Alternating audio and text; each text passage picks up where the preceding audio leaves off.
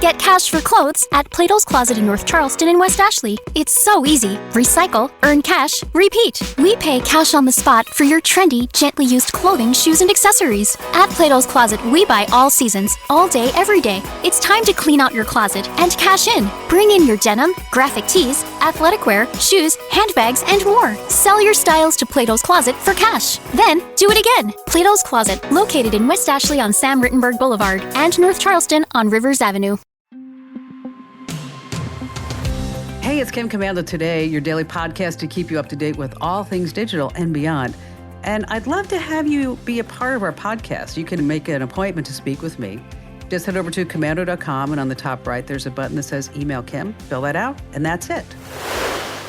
I always like to start with something interesting. And so what's the worst thing that you've ever done in a Zoom meeting? Okay, maybe just not pay attention? Well, listen to this. New research from the folks over at Jugo, which is a virtual meeting platform. They say that some folks are getting jiggy with it. That's right. Here's a number for you, 13%. That's the percentage of people who say that they've had sex while in a virtual meeting. Okay. I hope they were on mute. Other bad Zoom meeting behavior, picking your nose, 25%, taking a nap, 22%, working out, 23%. Okay, we all sit there and wonder why bosses are wanting to take away work-at-home privileges. That's just an example. And on that happy note, welcome, ladies and gentlemen, to this. It's America's largest show, the most trusted show about all things digital. I'm, of course, Kim Komando, America's beloved digital goddess, here with you once again. And if you're a brand new listener to the show, hey, what took you so long? But we're so glad that you're here. And if you're already a listener, welcome back. And you can find my award-winning show on over 420 top stations throughout the United States. And we're also streaming commercial-free as a podcast, as a webcast over at komando.com. In the upper right-hand corner of the homepage, just hit that big old yellow button that says Komando Community. And yes, I said commercial-free. And a big hello and salute goes out to all of our listeners on the American Forces Network Radio, reaching over 375,000 U.S. service members serving in 175 countries and 200 ships at sea. Get the Kim Komando Show. I just love that. And I'm sure you have at least 1 or 2 or 12 questions about something digital I can lend a hand to. And our T-Mobile Unlimited listener line at 1-888-825-5254 is wide open for you right now to just give us a call. And if you need immediate tech support, I'm talking about somebody actually holds your hand through your technical issues. That's when you want to reach out to my team of experts over at getkimshelp.com. Once again, that's getkimshelp.com. And I'd like to thank SimpliSafe for helping to make this show possible. SimpliSafe's advanced new smoke and CO detector knows the difference between someone burning dinner, that was me the other night, nightmare, and an actual house fire. Right now, you can save 20% on a new system with interactive monitoring at simplysafekim.com. Once again, that address is simplysafekim.com. Every single day, I head out to about 30 different websites to make sure that we're both up to date on all things digital. And let's start with 5 things that you need to know about tech that are happening right now. And let's start with your data. It's for sale, right? You know this. I mean, if you ever used a computer, your phone, tablet app, your info is for sale by these data brokers online for just about anyone to buy. So what's up for grabs? Pretty much everything. Your name, your address, your phone number, your IP address, financial details, what you like, what you don't like, things that you've looked up on Google. Now, what if I told you that the U.S. government was buying up all this data? Would you be worried? The answer is yes. Some bad news. A U.S. spy agency report says that the United States government is buying information from commercial data brokers, and on a huge scale. It turns out that intelligence agencies like, of course, the FBI, the NSA, CIA, they've been busy collecting huge amounts of what they like to call CAI for short. The CIA is buying CAI. CAI is commercially available information. So what amount of data do they have on you and what it's being used for? No one really knows, but the CIA includes things like your car, your phone, your TV, your web browser, anything that you are doing on any device. So what can you do about it? Probably nothing. You can get off the grid and you can get off the internet. You can use no devices. Yeah, pretty fun times we're living in here. Next on our list is number 2. How to get out of Facebook jail. A guy in Georgia by the name of Jason Crawford, he wakes up one morning, he taps on his Facebook app, and wow, he's been locked out. He just has a notification that he has violated child exploitation rules. He's like, I've never done anything like this. So he reaches out to Facebook, and of course, he found it impossible to talk to any human being. And so the only way to make a written appeal to Facebook is through your own profile, which, of course, he has no longer access to. So all of his photos, his memories, his connections, everything all stored on Facebook is all gone, and obviously he wants back in. But Jason just happens to be a lawyer. So he says, okay, Facebook doesn't want to talk, so let's take this to court. So he sues Facebook. And he says that they're negligent. They locked him out of his account even though he didn't do anything, and they gave him no way to appeal it. So Facebook did not respond to the lawsuit, which was filed back in August of 2022. So by default, Jason won the case. And the judge ordered Facebook to pony up $50,000. Now, of course, Facebook, they finally got Jason's message, and they hit him up, and they say your account was hacked, and poof, his account's back. And now Facebook's saying, we're not going to pay you $50,000. We'll see if that happens. All right, number 3 on our list. This is actually really frightening. The suicide hotline saves a ton of lives. It's anonymous for anyone seeking help in an obvious time of crisis. Now, if you call the number directly on your phone, your information remains confidential and safe. Oh, man, talk about data. Now, if you're seeking help online during a crisis, there's something you need to know. Websites across the country promising anonymity for visitors seeking help. Turns out that they've been quietly sending sensitive visitor data to none other than Facebook. This comes from an investigation conducted by The Markup. They ran tests on 186 different websites, all linked to the National 988 Suicide and Crisis Lifeline. They found more than 30 crisis center websites sending this data to Facebook. And how did this happen? There's a tool called the Metapixel. When you're on these sites and you click to dial the crisis hotline, that click gets tracked and sent to Facebook. So every time someone was trying to call for help, Facebook was also getting a ping too. Isn't that just horrible?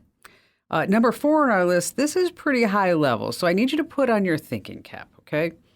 Researchers have found a tricky new way to uncover cryptographic keys from up to 60 feet away using LED lights.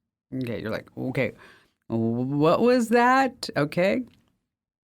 Here's what the cybersecurity researchers at Ben Gurion University found. When a device is using a secret code, it actually gives off signals. Now, this is very complex. But what they found is that there's a way that hackers can listen into these signals and figure out what the code is just by looking at the device's power lights. Okay. So the researchers used a security cam to take a video of a tiny light on a card reader, the on and off light.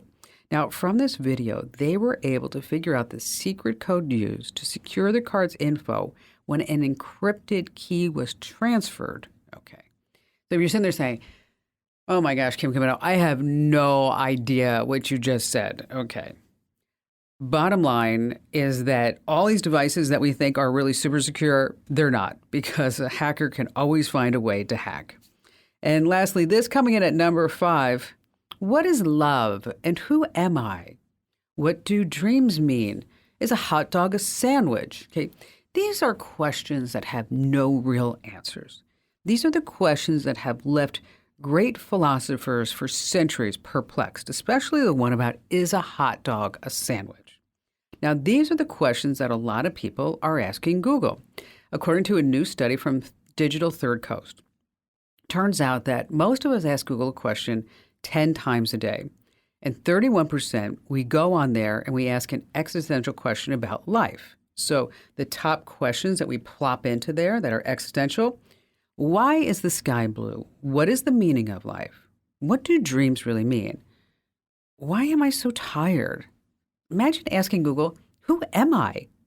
What came first, the chicken or the egg? What should I do? Do animals have souls? Okay, why are we asking Google these questions anyway? Now, a little bit more to the study.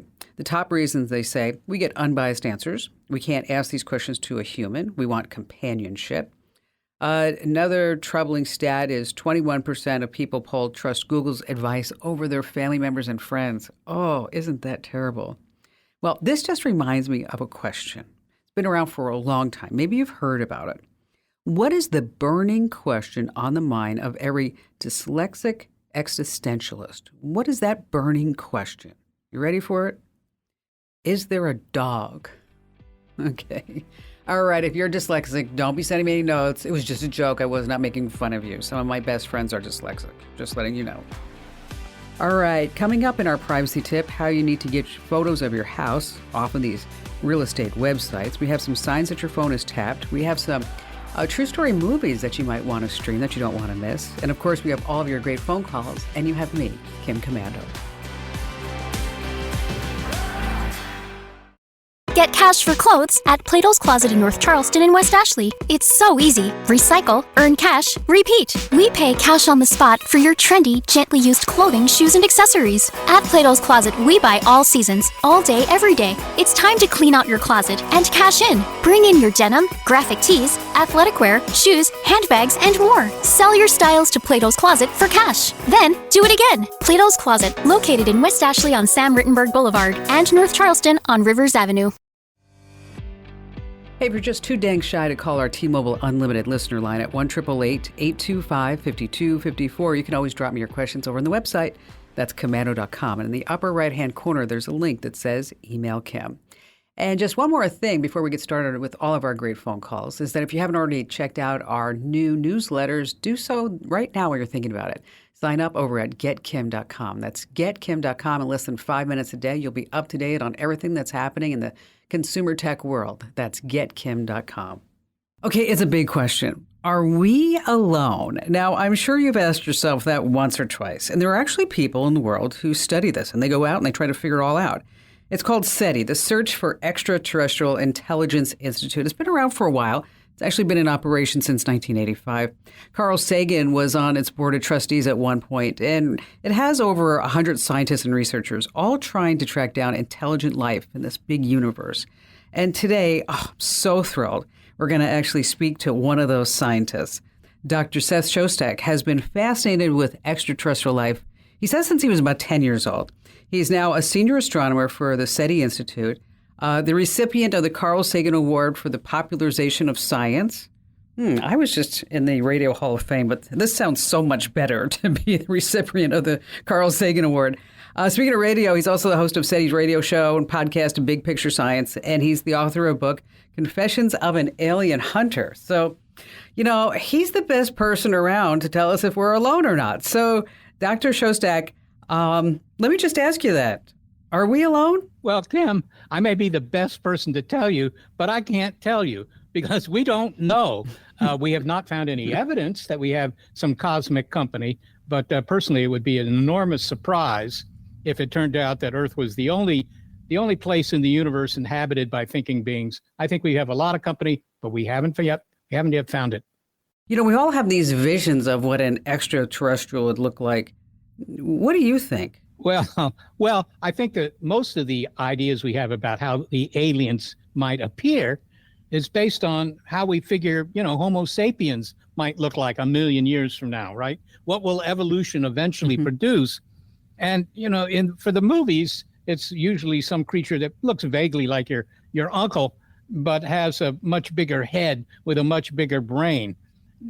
That's Hollywood. But in fact, we're inventing our successors on this planet right now. We're inventing more and more capable artificial intelligence. So I figure that the aliens, any that we pick up, who are going to be more advanced than we are, they'll look like a machine.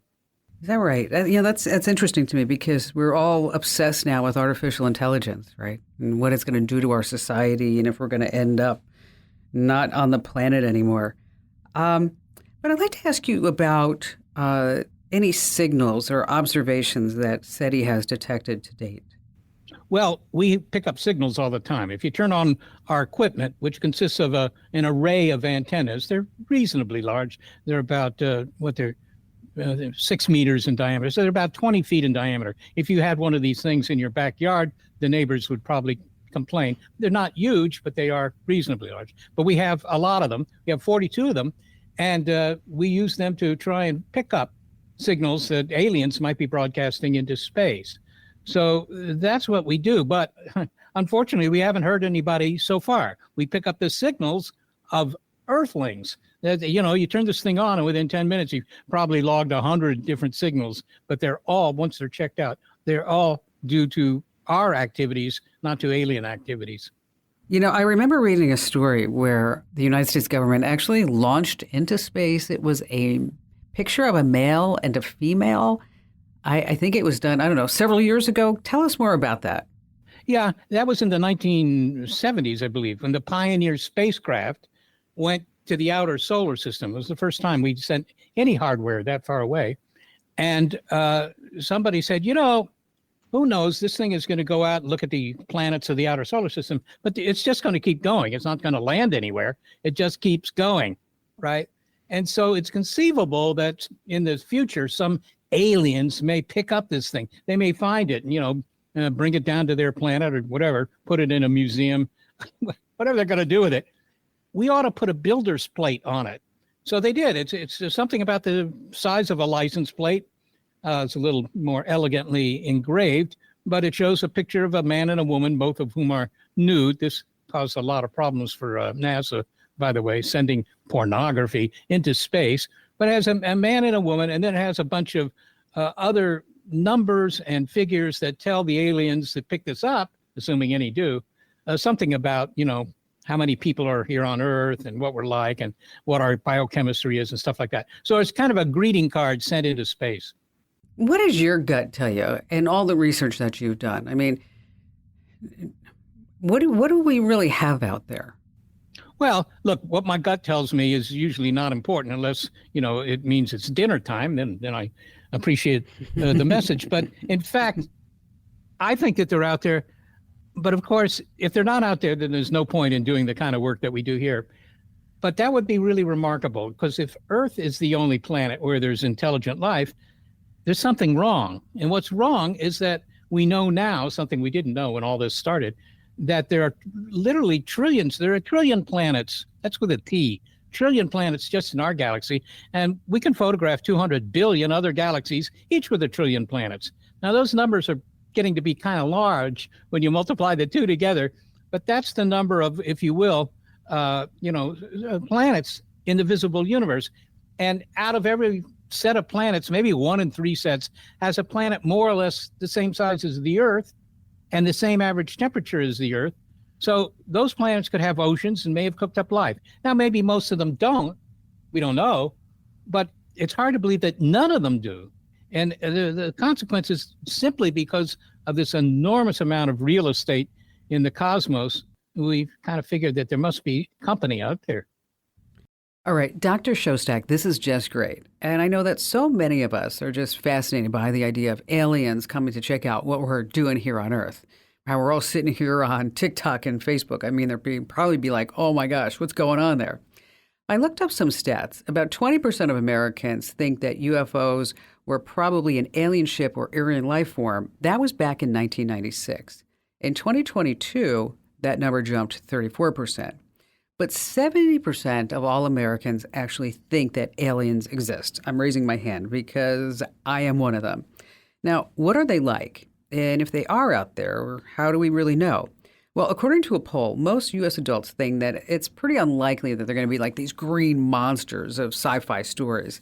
Most of us believe that they're more technologically advanced than humans. Now, here's the deal. We have to take a quick break to pay some bills around here. I mean, our internet bills and our payroll and our taxes and all that other good stuff, so we have to play a few commercials. But when we come back, Doctor, I really want to delve deeper into this with you. I want to know, what are your thoughts on why we haven't heard from these ETs, these aliens yet? I mean, why aren't they just coming down and saying, hey, this is us and this is what we've got going on? So, ladies and gentlemen, I want you to stay with us because you don't want to miss this. This is a great topic. I know that you're going to want to learn more about it. And of course, we have more of your phone calls as well coming up. Get cash for clothes at Plato's Closet in North Charleston and West Ashley. It's so easy. Recycle, earn cash, repeat. We pay cash on the spot for your trendy, gently used clothing, shoes, and accessories. At Plato's Closet, we buy all seasons, all day, every day. It's time to clean out your closet and cash in. Bring in your denim, graphic tees, athletic wear, shoes, handbags, and more. Sell your styles to Plato's Closet for cash. Then, do it again. Plato's Closet, located in West Ashley on Sam Rittenberg Boulevard and North Charleston on Rivers Avenue. Now, if you're just joining us, let me tell you, you've actually missed out on a great conversation. We've been talking to the great Dr. Seth Shostak. Now, Dr. Shostak, he is world-renowned. He's the senior astronomer for the SETI Institute. He's a recipient of the Carl Sagan Award for the popularization of science. He's the host of SETI's radio show and podcast, Big Picture Science. And he's also the author of the book, Confessions of an Alien Hunter. Why do you think we have never heard from any other planet? Well, there are a couple of possibilities. I mean, one is that they just don't want to get in touch. That's saying something about their thought processes for which we have no evidence. So I don't know about that. I think the real reason is that we haven't been around long enough. We haven't been able to hear from them only recently, really. The first SETI experiment, which was conducted by this young astronomer, Frank Drake, in West Virginia, was in 1960. That isn't so long ago. That's 60-some years ago. But that was the first attempt to try and eavesdrop on the aliens. So we've only been listening for a relatively short period of time. The fact that we haven't heard them so far doesn't, to my mind, mean much of anything. I mean, you can go into your backyard and look around for, gorillas, but the chances are you're not going to see them. Not because they don't exist, but because you're looking in the wrong place and only for a short period of time. Given a 50 million years, maybe the gorillas would make it to your backyard. But the point is that this is a very incomplete search so far. So you mentioned these antennas that are searching for signals. How will they know when they find one? Well, that's a really legitimate question, because we do pick up signals all the time. And what we use as a discriminant, how we sort of distinguish the wrong signals from the right signal, is that the wrong signals will, stay fixed. No matter where you point your antenna, you'll pick up those signals, right? Because they're very strong. They're due to radar or, other activities of Homo sapiens. But if you find a signal coming from what seems to be a patch on the sky, well, how do you verify it? You move the antenna a little bit and the signal should go away because you're not pointed at it anymore. And then you move it back to where you were pointed and see if the signal comes back. That generally will, throw out all the signals that are made by humans, because the human signals are so much stronger. They're from transmitters right here on Earth. So I don't think that that's a big problem. But in the end, if you really thought you had picked up ET on the line there, what you would do is call up some people at another observatory, maybe, in Europe or South America or wherever, and tell them the coordinates of where you're looking on the sky and say, look, you guys look, check it out and see if you pick up the signal. I don't think you would believe it if you, couldn't do that and verify that the signal was not just a bug in your software or something rather prosaic. That's true. You mentioned the government, and of course, all eyes are pointing to Area 51. Have you been there? I've been near to Area 51. In fact, last week I was in Palm Springs, which isn't terribly far from Area 51, but it has, better food. Of course it does. What do you think of Area 51? What do you think of all the conspiracy theories and rumors that surround that area? Well, America loves conspiracy theories. They just love to think that the government has important information that it's keeping from you. If the aliens were transmitting something to us, or more dramatically, if they were visiting Earth, you can be sure that it wouldn't just be the U.S. government that knew about that, right? The governments around the world would know about it. We have 850 satellites, observing the Earth, and they're able to read the headline on a newspaper even from 200 miles up. And they're not all American satellites, and they're not all government satellites, right? I mean, the evidence would be very obvious. It would be like asking, the Native Americans of New England in 1500, do you think Europeans are visiting you? Well, they could say yes with some confidence. They said, just walk down the road here and you'll find some of them, right? So I don't think we could cover that up. It's a nice idea and it makes for good, television, but it's not true. And even today, it would be all over social media. Okay, it would just be. One last question, Doctor. What are the implications? What do you think for humanity if we do eventually find evidence of alien life? Well, you might be put in touch with a society that's very much more advanced than ours is. So they might have interesting things to tell you, like, this is the real history of the cosmos, or here's the cure for death, or something useful. That's an optimistic scenario that might happen, but, I wouldn't count on it. But I think you can count on the minimum that we would learn from such a detection of an alien signal, and that is that we're not the only kids around, right? That the universe is filled with life, not just life, but intelligent life has sprung up occasionally too. And I think just knowing that would be a very interesting thing for our descendants to know. Well, you're just fabulous, Doctor. You are. Thanks for being here. Thank you, Kim. It's a real pleasure. All right. This sounds like a joke, but it's not. I don't know if you heard about this recently. We actually wrote about it in one of our newsletters. About an hour after Las Vegas police witnessed an unidentified object falling from the sky, a Las Vegas man reportedly saw what he said a 10-foot tall extraterrestrial in his backyard with big shiny eyes. So the police came over and they said, oh, totally unfounded. But in case you want to see the video from the police, is that we have it posted over at commando.com in the video section. And you might be saying, I know why aliens don't visit Earth, Kim Commando. I do know why. And the reason is because we only have a 1-star rating. All right. Hey, in case you're looking for something to stream this weekend, I'm going to tell you, I'm just a sucker for true stories. And here are a few that I've seen lately. One is called The Greatest Beer Run Ever. It's a true story. It took place in 1967 when John Chickie Donahue, he leaves New York City. It's a great story. He tracks down his Army buddies in Vietnam to share a few beers with them, and it stars Zac Efron and Russell Crowe. Once again, it's called The Greatest Beer Run Ever. The Fabelmans recount Steven Spielberg's childhood. Of course, he has a passion for making movies. Next on my list is Elvis. It's been out for a while. It's an amazing movie. Baz Luhrmann explores Elvis's rise to superstardom, and also Colonel Tom Parker, who, let me tell you, you're just going to hate the guy by the end of the movie. Blonde looks at the rise and demise of actress Marilyn Monroe, of course. Because I Love Cars, coming in at number 5 in our list, is Lamborghini. It's a great story, but a spoiler, Enzo Ferrari told him that he's never, ever going to succeed. And there's also one more I'm going to add to the list because I recently saw this one too, and it is a true story. It's called BlackBerry. Yes, you remember the BlackBerry? This one talks about the rise and fall of the BlackBerry, and it's really interesting to me what happens behind the scenes because, of course, we were all there when Steve Jobs comes out with the iPhone, and BlackBerry's like, but everybody's still going to want the keyboard. They're going to want those chiclets. They're going to want to have that tactile response. And then BlackBerry's like, maybe not. So we should come out with a BlackBerry that just has a keyboard screen, which they did, and we know that did not work. But anyway, these are some ideas for some movies if you're looking for something fun to stream this weekend. And let's go ahead and do our privacy tip right now. And this week is brought to us by Total AV. All right, if you're not trying to sell your home, there's no reason to leave all these interior photos and other details on various real estate websites like Realtor, Redfin, and Zillow. There's a lot of privacy issues with that, and it makes your home a target for cyber criminals. Now, of course, when you're listing your home, sellers want you to have everything in there, floor plans, furnishings, appliances. But I don't know if anybody really needs to know about that expensive Persian rug or see every entry point in every room or to see where all the security pads are for your alarm system. So you might assume that your real estate agent or seller would remove the home's info. Not so much.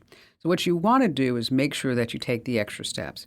Now, if your home is in the MLS, only the broker can remove that listing from the MLS. So just make sure you reach out to your sales agent, your realtor, broker, whoever it is, who subscribes to the MLS and make sure that they take that out. Next, what I want you to do is to remove your home from Zillow. Now, the steps on how to do this, not so complicated, but we do have them all written out for you to make things super easy. But not just at Zillow, because you're going to go claim your home. And then at Realtor.com, you're going to go to Realtor.com/myhome. And then at Redfin, they have their own way to do that. But we have all the steps that you need to claim your home, because that's the first step in removing information and photos. And then at the sites, like I said, Realtor, Zillow, and Redfin. Just one more thing about these sites is that if you have an empty plot of land, a lot of scammers are going after that so that they are buying and selling land that they don't even own.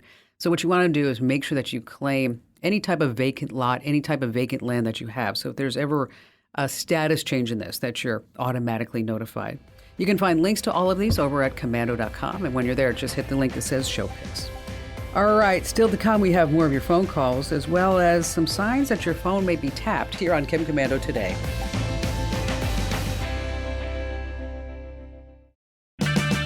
One in 4 car batteries is weak and needs to be replaced. Let our professional parts people test your battery for free at O'Reilly Auto Parts.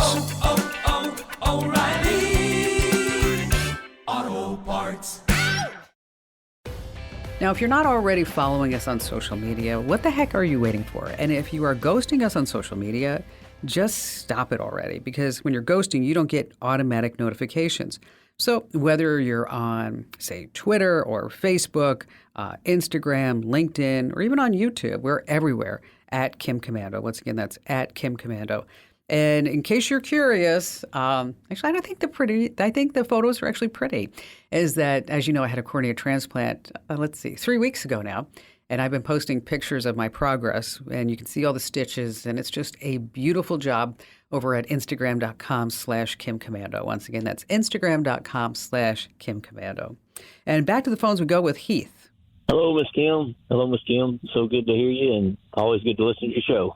I own a small business. I'm the owner, and I'm trying to get more individualized advertisement in my company. And I was wanting your opinion on how I could do text message advertising.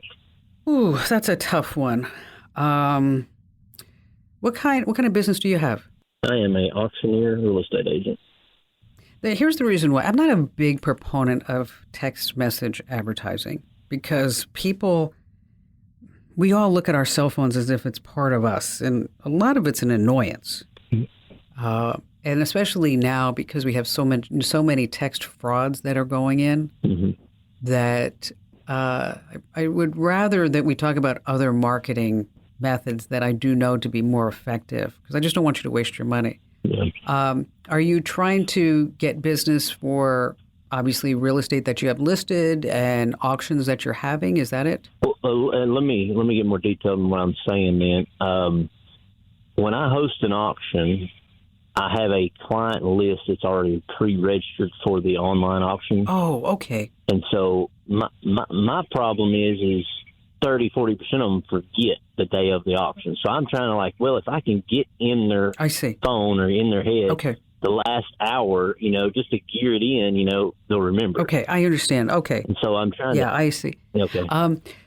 Are you using auction management software? Yes, ma'am. Okay. Does that... Not that particular company, but yes. Okay, because some of these programs like Auction Flex or BidPath or Proxy Bid, is that they have text messaging functionality, so that this way you could send out bid reminders, auction alerts, notifications to your registered bidders. So I'm just wondering if maybe the program that you have already has these capabilities, so you don't have to come up with another list of names and phone numbers and then try to manage that as well. Because that can be a bit of a nightmare, because if somebody changes a phone number, or if they block you, or they say it's junk, or whatever it may be, is that going through this one by one would be, like I said, it's very, very time consuming. And so that's where you want to use programs like I mentioned. If you want to check it out, it's like Auction Flex, BidPath, or Proxy Bid.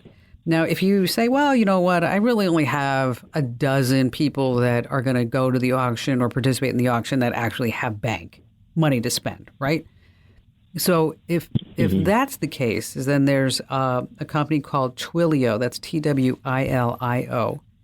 They've been around for a long time. They don't charge very much. I think it's like 0.0079 cents per text or something like that. And they're probably the biggest company out there. And another one's called Easy Texting. And all this said with texting, do you have are you doing any type of email marketing? Yes, ma'am. I've incorporated that a little bit, and I am with Auction Flex that does incorporate email reminders. It's slow compared to what the phone can do for me, in my opinion. Oh, okay. All right. I totally get that, because, you're dealing in real-time money. A good friend of mine runs Barrett Jackson car auctions, which is just huge, right? And Craig took me all around the auction a couple of years ago to show me all the technology that he's got going on between taking online bidders and phones. And it's just like, and it's just, that is just an art process, the whole thing from start to finish, how that whole process works. So that said, look at Twilio, or you mentioned that you're already using Auction Flex. They do have text messaging features for sending these notifications, the big confirmations, and the important updates. So if you can't get that to work, or it's just not fast enough, take a look at that Twilio, because I think that's probably going to be the next best solution for you. And Heath, thank you for your call. Now, one thing you need to know about sending text messages to customers is something called the Telephone Consumer Protection Act, the TCPA. What this means is that marketers, meaning you have to receive express written consent before sending promotional messages to your customers. So how do you get that consent? Well, you can do it a few ways. You can ask your customers to opt in by texting a keyword to a short code. They can fill out a form online. But I will tell you that most people are so protective, including myself, of text messages in our phone. It's so intrusive when somebody just pops in with a text to say that they have this new thing or that coming on, or even a coupon. So I don't know. I'm not a big proponent of text messaging spam advertising. I'll tell you that right now. Okay, have you ever wondered if your phone is tapped, that someone's actually listening to your calls? They're seeing all your text messages, your photos, and they know everywhere you go. Well, let's start with your phone's battery. If it's draining faster than usual, it's hot to the touch, say yes, and your phone could be tapped. Next up, your data usage just skyrockets, but you didn't download a whole bunch of new apps and you're not watching videos. Maybe you start seeing strange things. It's like pop-up ads. An app appears that you didn't download. You get a weird text message just full of numbers or letters. Yeah, there's your sign. Next, your phone starts lagging, taking slower to open apps, videos, get your email. You reboot it, but it's still slow. And finally, websites look different on your phone. Logos are pixelated, they're stretched. Something strange should be and could be going on. Now, if your phone is tapped, what do? You back up all your important data, and then you have to do a complete factory reset. I know it's not fun, but that's what you need to do. Hey, be sure to tell 3 friends about the Kim Komando Show and our Kim Komando Today podcast, because knowledge is power, and you can find me at Komando.com. This program is a copyrighted production of Westar Multimedia Entertainment and protected by the copyright laws. Any rebroadcast or use of this program for commercial, business, economic, or financial purposes without the written permission of Westar Multimedia Entertainment is strictly prohibited. Fargo, the new virtual assistant from Wells Fargo, makes banking faster and easier. Like this. Fargo, what's my checking account routing number? And this. Fargo, turn off my debit card. And this. Fargo, what did I spend on groceries last month? And that's just the beginning. Do you, Fargo? You can. In the Wells Fargo mobile app. Learn more at wellsfargo.com/getfargo. Terms and conditions apply. Your mobile carrier's availability and message and data rates may apply. Wells Fargo Bank, N.A., member FDIC. Get cash for clothes at Plato's Closet in North Charleston and West Ashley. It's so easy. Recycle, earn cash, repeat. We pay cash on the spot for your trendy, gently used clothing, shoes, and accessories. At Plato's Closet, we buy all seasons, all day, every day. It's time to clean out your closet and cash in. Bring in your denim, graphic tees, athletic wear, shoes, handbags, and more. Sell your styles to Plato's Closet for cash. Then, do it again. Plato's Closet, located in West Ashley on Sam Rittenberg Boulevard and North Charleston on Rivers Avenue.